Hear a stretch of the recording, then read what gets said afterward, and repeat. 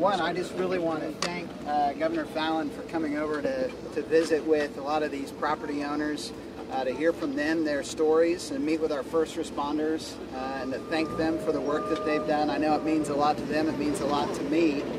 I also want you to know about action that we continue to do at the City of Tulsa on this. We just sent out earlier today, you should have an announcement of our plan for green waste recovery starting on Monday. The city will begin a 2-week process of going around to pick up any green waste, storm debris from people's homes. People can go to cityoftulsa.org to see the map of the coverage area for that. The city is also working with Workforce Tulsa to connect anyone who's been displaced from a job because the place where they work is temporarily out of business right now. We recognize that insurance is going to help the property owners, but we also want to make sure we're doing everything we can for the people that work in those places. We're working with Workforce Tulsa on that. Anyone that has any questions on that can go to Workforce Tulsa's website online. We're also working to expedite any repair permits. We continue to have inspectors out in the field working with property owners to try and get them back in their businesses as quickly as possible and to get the repairs that need to be made expedited as well. And then lastly, I'm so thankful for the around-the-clock work that our streets crews have done in working with PSO. We now have all arterial streets are reopened for people to be able to get around town. For anyone that went around and saw the damage that was out here initially, you can appreciate what a task that was to get the power lines back up out of the streets, electrifying the areas, and to get the debris out of the streets. But now again, I cannot say how appreciative I am of the support that we've had from the state of Oklahoma from the very first hour on this, and am very thankful that the governor took time out of her busy schedule to come by and see this today. Thank you, Governor. Yeah, thank you, Mayor. Appreciate it. I appreciate those kind comments, and great job. It's very evident how your employees and your city has worked so well together. I am always impressed anytime we have a natural disaster like this, how well, how professional, how quickly our Oklahoma family comes together to address the needs of our families, our individuals, and our businesses that suffer loss like this.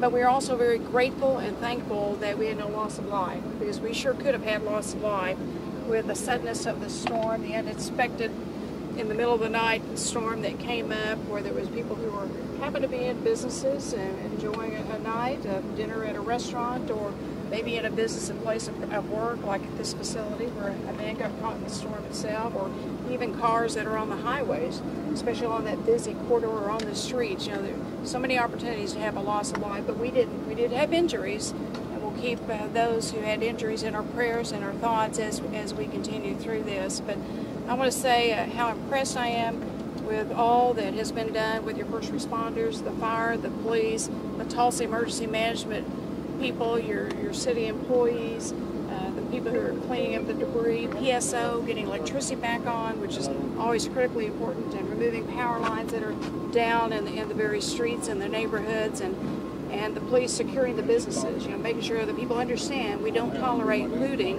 when a business has suffered damage. And we appreciate all of them and the fire department have done to make sure that everything's been taken care of.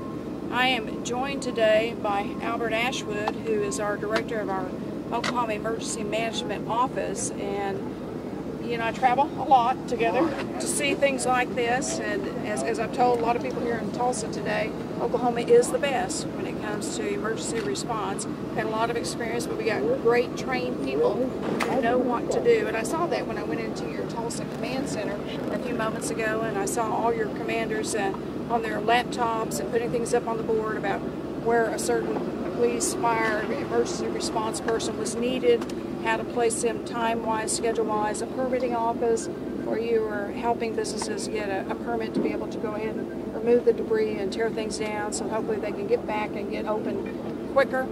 But Albert and I have certainly been working with the local community to make sure that there's a thorough assessment of the damages, the needs of the community, to see what we might be available for as a state and as a community with FEMA, and even, of course, with the Small Business Administration. We've had 152 or so businesses that have received some type of damage. We've had people who now don't have work. because their business is shut down, and there will be some assistance that will be available for businesses who have loss of income, loss of revenue, and people who have lost of salary, frankly. And then, of course, with those who suffered, the 25 or so homes that suffered some damage, also helping them. Commissioner John Doak is also here with us. The commissioner has been on the scene. He's always one of the first people on any scene with his department, making sure that he's helping the businesses understand how to get information, file information on insurance coverage. And I'll let him speak, but we feel pretty fortunate that a lot of the businesses that suffered damage more than likely will have hopefully sufficient insurance to be able to cover some of the damages. And I want to thank our legislators that have joined us, Representative Bush and Nolan and Senator Rader. I don't want to forget Karen Gilbert, who's our councilwoman, and our new representative, Karen Gaddis. Welcome. Thank you for Probably coming, your first emergency. Yes, I've only been on the job for less than a month. So, that's the way it happens. And I didn't miss any other elected officials, did I? Want to make sure that I got all of them, but we wanted to come today to say that we will do everything within our power as a state to help Tulsa quickly get back on its feet, to get the available resources that are here, to say personally thank you to all of you who have worked long hours, day and night, to make sure that our families were protected, our businesses were protected, our community was protected, and that we got the appropriate services up and running and taking care of securing the parameters of the damaged areas. So I'd like to now ask Albert Ashwood, our Director of Emergency Management, if he'd like to give us an update on what we can expect. And then Commissioner Doak, if you'd like to say a few words. Absolutely. Thank you, Governor. First of all, thank you, Commissioner Doak. You know, insurance is the first line of defense in any of these disasters. Excuse me, a lot of people did have insurance in this area. What we're going to assess with the help of Roger Jolliffe and his staff is the amount of uninsured or underinsured that is out there, the damages that are out there. We want to see what exactly the unmet needs are, to work with our voluntary organizations as well as SBA and FEMA to see what we can get as far as federal and state assistance to help out these individuals and businesses to get back to the way they were right before the disaster. So that's what our primary job is. I know we're working with Tulsa to set up that federal state assessment. They've completed their local assessment. And we're going to make that happen in a quick amount of time and get everything we can to help out Tulsa. Thank you, Director. We appreciate it. Commissioner Doak? Very good. Well, thank you, Governor and Albert. We, as we mentioned yesterday, I believe that this is going to be probably a 90% plus or 95% plus insured loss, which means there's going to be a lot of insurance dollars, adjusters, folks coming into the area. If anyone has any questions or concerns, whether that's on a residential claim, Governor, or on a commercial claim, that's what we're here for, is to make sure that folks get made back whole. Like this company here, even though they're in the restoration business, they have insurance to bring them back whole. But if there's any questions or concerns, again, no loss of life, but you'll have a very, very rapid response from the insurance industry. We've got great local insurance agents and brokers and claims folks, and I know that they'll probably the business owners will want to buy local and stay local, Mayor, with some of those resources to keep that economic engine going here in our area. But Governor, thank you for the kind comments, but our office and staff will be here with our Tulsa office, and we'll be here long term to make sure that folks have their insurance needs met, Governor. And one last word on insurance and people coming around wanting to do repair. I know our Attorney General would want me to mention Mike Hunter, that be careful too about fraud and make sure that you know who you're dealing with. And if you have any type of suspicious activity with someone knocking on a door and you've had some damage to your home or your business, and you have a question about that, the Attorney General would be happy to look into that for you. That's right, and there are certain protocols there that the Attorney General Mike Hunter may be looking at, to make sure there's no price gouging or anything like that. We've not heard of any of that, but Mike Hunter, I think, always works hand in hand with us, and he does a wonderful job from the AG's perspective. So those are great comments, Governor. Anybody have any questions? Governor, obviously you've seen worse in your term in office, no matter which office you've held. Is it a different feeling seeing mostly insured businesses as opposed to neighborhoods where homes are wiped down to slab? Well, I have seen a lot of damages, as you mentioned. Moore, of course, the Moore tornado was probably one of the biggest ones, but I'm not sure, Albert, that we had 152 businesses that were damaged even during the Moore tornado, which was a really, really big one, as we all remember.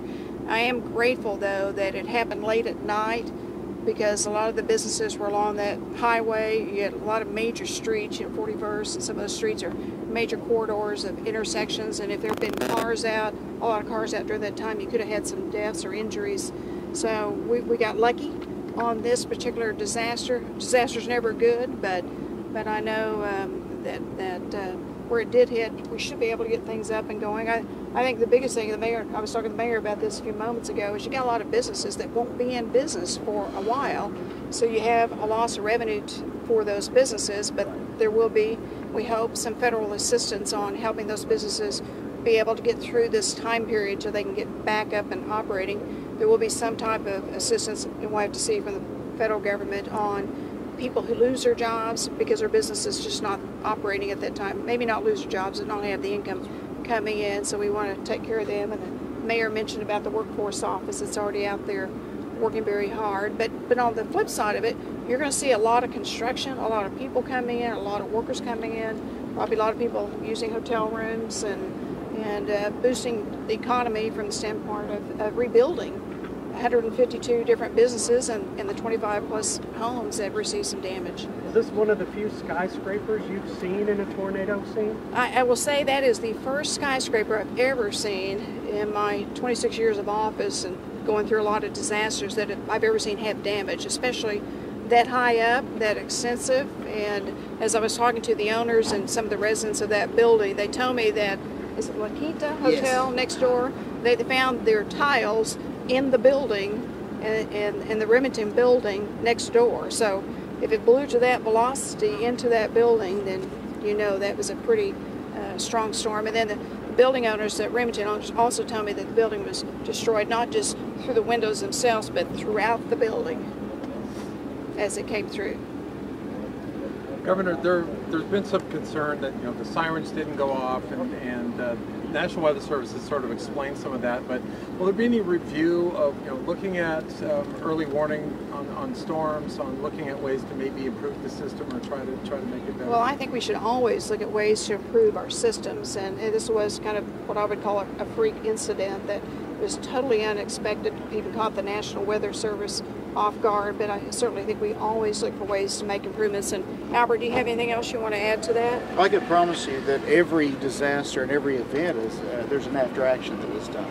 So we always look for ways to improve, but sometimes technology can't keep up with Mother Nature. I mean, those are just the realistic facts of sometimes, but we're always looking for ways to improve, as the governor said. And it's realistic that this was not human error. This was just a freak storm that you literally could not see. Were you talking about the radars in between? Yeah, the matter of time between they saw it on the radar at the National Weather Service and then actually getting the warning out. I mean, it was already hit. It was one of those things that was kind of a radar quick was thing looping that happened. around, and then while it was looping, it hit, and they didn't catch it because it was hitting. What's your message to the citizens of Tulsa that were hit the hardest by this? Well, certainly to the citizens of Tulsa, we're very sorry that they've been hit. Loss of homes is never fun. It's a scary thing to go through. A loss of property. We were just talking to a lady who owns this restoration property, and that's what and that's what she does. She travels throughout the state, maybe some other states, restoring businesses and homes, and now she's been hit herself. And I mean, that's a really funny feeling for her to all of a sudden be the victim per se and having the damage done and having to call her friends or her competitors, colleagues to help her with her restoration business. But I guess the message is that our thoughts and prayers are with you. We're going to do everything we can to process things as quickly as possible. We know it's important to get back on your feet quickly, to get the damage cleaned up, and from what I understand, the progress made of cleaning up debris on the streets, getting the power lines back on, electricity back up, things off the roads has just been remarkable in the very short period of time. But we have great people that are very experienced at first responding and emergency management. So I would say congratulations to Tulsa for doing a great job in helping its people. Governor, do you have any comments about the Supreme Court hearings today? I mean, obviously, we could have a budget disaster here pretty soon. Do you have any comments about the arguments being heard? Would you call for a special session, depending on how they rule? Well, I'm certainly considering a special session if the Supreme Court should throw out any of the measures that were passed during the legislative session on some of the fee increases that we saw. Hopefully they won't, Hopefully we won't have to deal with that. We can just continue on. But if it should, then we certainly are going to consider a special session, because it would be a huge hit. It would be about $215 million on the cigarette cessation smoking fee increase to mental health, healthcare authority, and DHS. Those are the three agencies that would receive the biggest hit of money, which would hit the poor and the needy and the elderly and those that need extra help. The car fee increase, changing that, would certainly hit the general revenue budget itself, and on that particular thing, if it should get kicked out, then you could have an across-the-board cut of all state agencies, which majority of them have already taken pretty big cuts over the last 3 years because of the price of oil being down. Now, the positive thing is the Treasurer put out a report today showing that our revenue is up 9% year to over date in many of the categories. Our corporate income tax collections are up 25% over last year. Our gross production taxes are up, I think, around a little over 27%. I can't remember all the exact numbers, but there's some good numbers coming in which show that we may have turned the curve. Unemployment's low in Oklahoma. Still down a little bit on sales tax, which is something I've been warning the legislature about for years, because we have so many people shopping online. As the cities know very well, we lose a lot of revenue, and businesses lose a lot of revenue from people that are shopping online and not paying taxes. So that's something, it's a policy issue we'll have to address, and hopefully some year we will at the Capitol. So state lawmakers on notice. They're on notice. You may have to return back to work.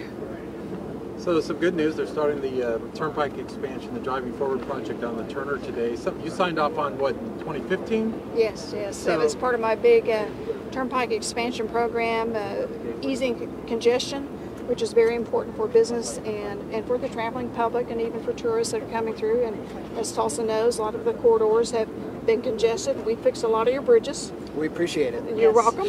And of course, the Turnpike is the other thing that is heavily traveled, and we'll get the Gill Crease fixed pretty soon too, which will open up a good part of Tulsa and the area.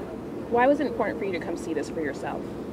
Well, I think it's important for the governor to come see the people and just say, we care, we know some people are suffering right now, we know some businesses have lost their businesses, and also to tell all the people who work day and night, putting their own lives in danger many times, to say thank you to the first responders. They worked really hard. Oh, and I don't want to forget, the other important segment of any disaster is the restaurants that give the food. So I think it was Jason's Deli and Chick-fil-A, Schlotzsky's. Yeah, they were out giving out food, and we appreciate the food and the water and the generosity of the businesses. Some hurt themselves that have been out helping the first responders.